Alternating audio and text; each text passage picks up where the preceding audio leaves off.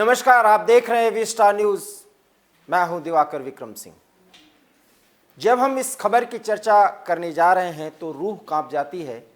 इसलिए नहीं कि मौत होगी लोगों की, इसलिए कि जब वो युद्ध होगा तो मानवता कराहेगी। और हम नहीं चाहते कि मानवता के सामने, उसके अस्तित्व के सामने इतनी बड़ी चुनौती खड़ी हो जाए, वो भी सिर्फ दो देशों के अपने युगों के लिए। और इस युगों के कारण जिस स्थिति में पूरा यूरोप और रूस और यहाँ तक कि यूक्रेन की स्थिति का तो जिक्र ही नहीं करना, जिस तरह से विनाश की कगार पर आकर के खड़े हुए हैं, इसके लिए दोषी कौन है? अब इस सवाल का जवाब ढूंढा जाना चाहिए, क्योंकि अंतिम विकल्प का इस्तेमाल करने की बात बाकायदा रूस के राष्ट्रपति व्लादिमीर पुतिन की तरफ से कर दी गई है। और इसके साथ ही साथ जो उनका न्यूक्लियर यूनिट है, न्यूक्लियर कमांड सिस्टम को पूरी तरह से एक्टिवेट कर दिया गया है। उन्हें किसी भी आदेश का पालन करने के लिए तैयार रहने को कहा गया है। और यह सब तब किया गया जब बेलारूस के मिन्स्क के एक स्थान पर दोनों देशों के बीच शांति वार्ता की कवायद शुरू हुई। उस वार्ता के परिणाम क्या निकले, ये आप सहज अनुमान लगा सकते हैं कि उसके पहले ही यूक्रेन के राष्ट्रपति जेलेंस्की ने इतने बड़े बयान दे दिए कि उस वार्ता का परिणाम सकारात्मक निकलना ही नहीं है। सबसे पहली बात ये स्पष्ट जान लीजिए कि जो भी वार्ता शांति के पहल के तहत हुई है, उस वार्ता के फिलहाल कोई परिणाम नहीं निकलने वाले हैं। उसके पहले यूक्रेन के हर शहर को भारी तबाही के द्वारा तहस नहस किया जा रहा है। और साथ ही साथ न्यूक्लियर वॉरफेयर पर पुतिन पूरी गहन तरह से पड़ताल कर रहे हैं, ताकि उस स्थिति में अगर यूक्रेन को लाना पड़े तो रूस भारी तबाही मचाए। और वो तबाही न सिर्फ यूक्रेन की होगी, यूरोप के कुछ देशों की होगी, बल्कि सीमावर्ती राज्य जो यूक्रेन से लगे हुए हैं रूस के,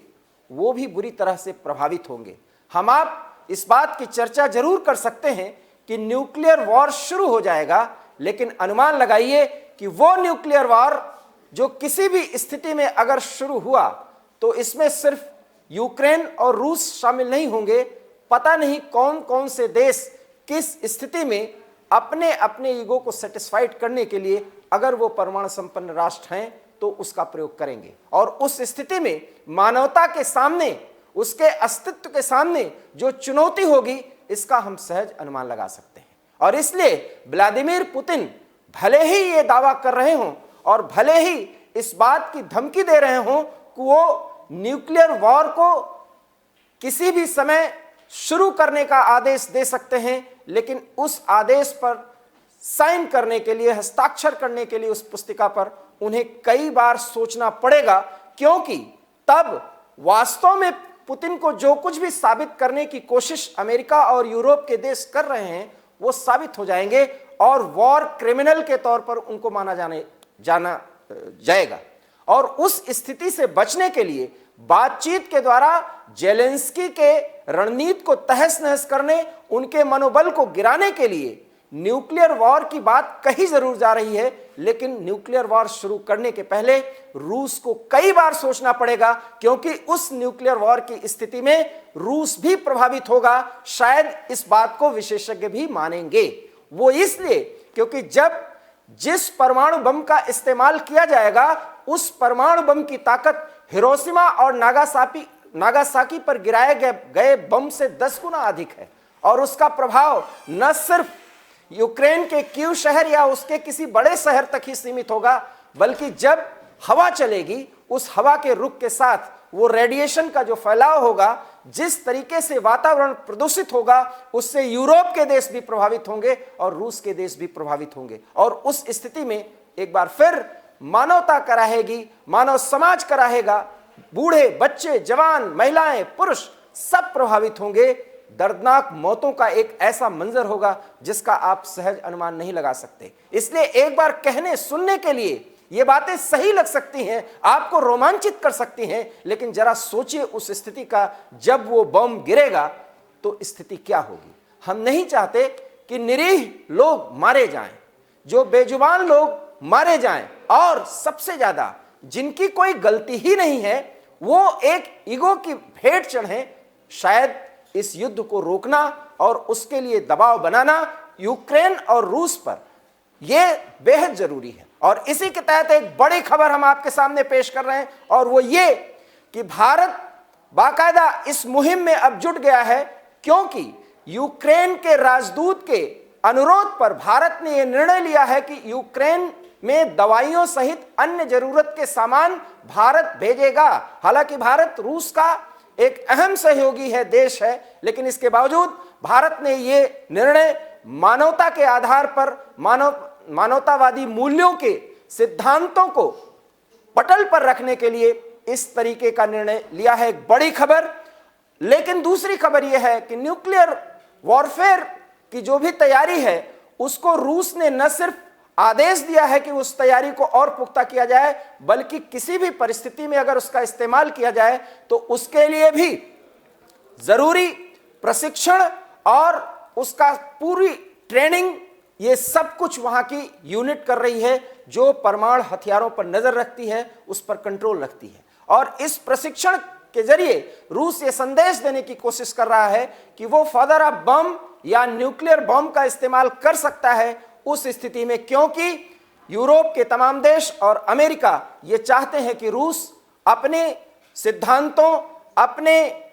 स्वाभिमान के साथ समझौता करे, और वो अब समझौता करने की स्थिति में नहीं है, क्योंकि रूस ने ये दिखाया कि वो बातचीत के रास्ते इस पूरे मामले का हल चाहता है। लेकिन उसके पहले जेलेंस्की ने बातचीत शुरू करने के पहले जिस तरीके से रूस के सामने एक के बाद एक प्रस्ताव रखे, उससे साफ जाहिर हो गया कि जेलेंस्की अपने देश के जरूरतों के हिसाब से बयान नहीं दे रहे हैं, बल्कि वो उन देशों से जिन्हें उन्हें सहयोग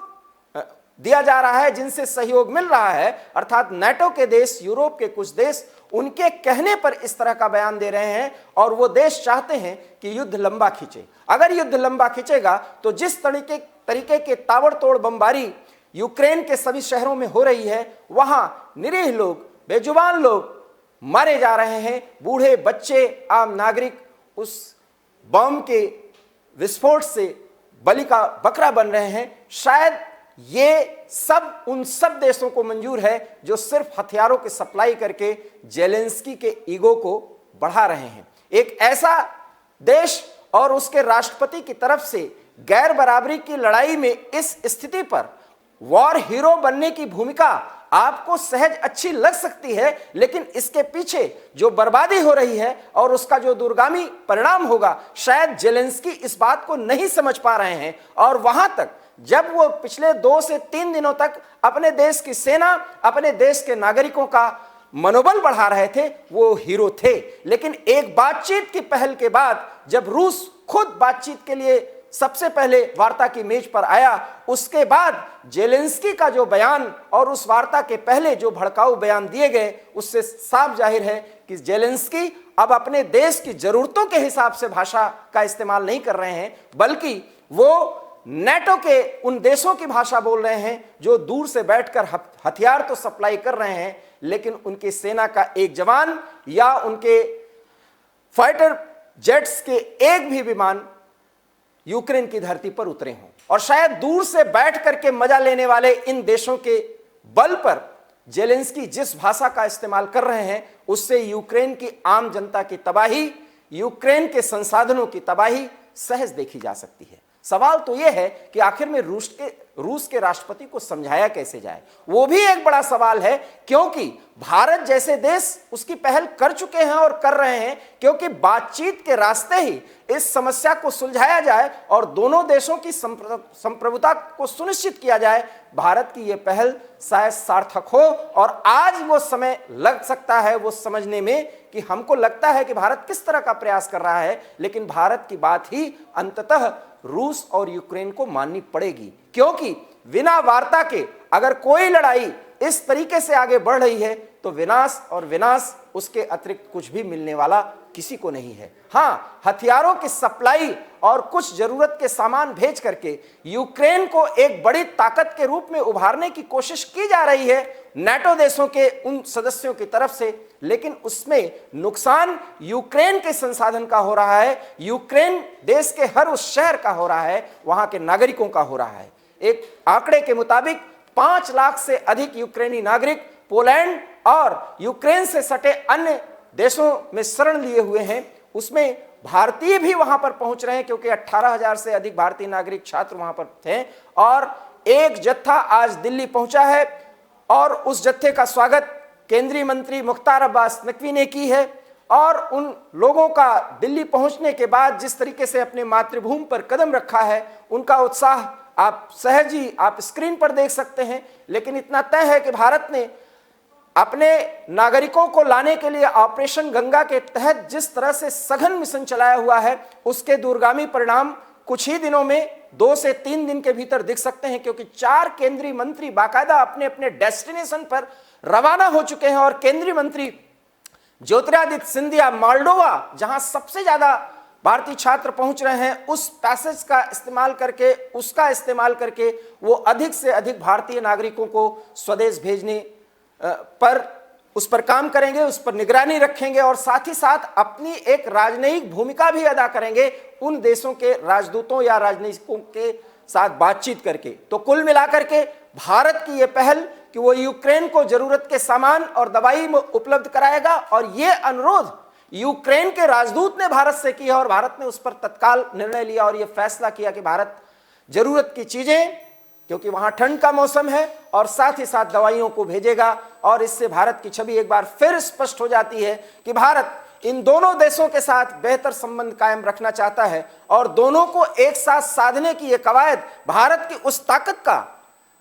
नजारा है, उस ताकत का यह सिंबल है कि भारत अपने सबसे परंपरागत और रणनीतिक सहयोगी रूस को भी साधना चाहता है, यूक्रेन को भी साधना चाहता है, और साथ ही साथ नाटो देश के उन सदस्यों को भी जो भारत के रणनीतिक सहयोगी हैं, उन्हें भी इस असामान्य और विषम परिस्थिति में किसी भी हालत में स्थिति को कंट्रोल करने के लिए उनको कह सकता है, उनको सुझाव दे सकता है। क्योंकि थोड़ी सी गलती और थोड़ी सी जल्दबाजी पूरे दुनिया को बहुत मुश्किलों में डाल सकती है। हालांकि जो एक खबर आ रही है वो ये कि पुतिन ने बाकायदा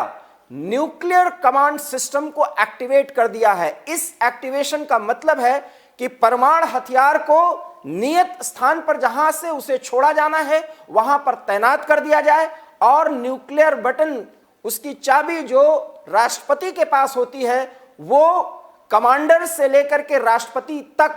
हॉटलाइन से जुड़े रहेंगे कि एक आदेश के बाद वो हथियार छोड़ दिए जाएं। हाइपरसोनिक और सुपरसोनिक मिसाइल्स के जरिए या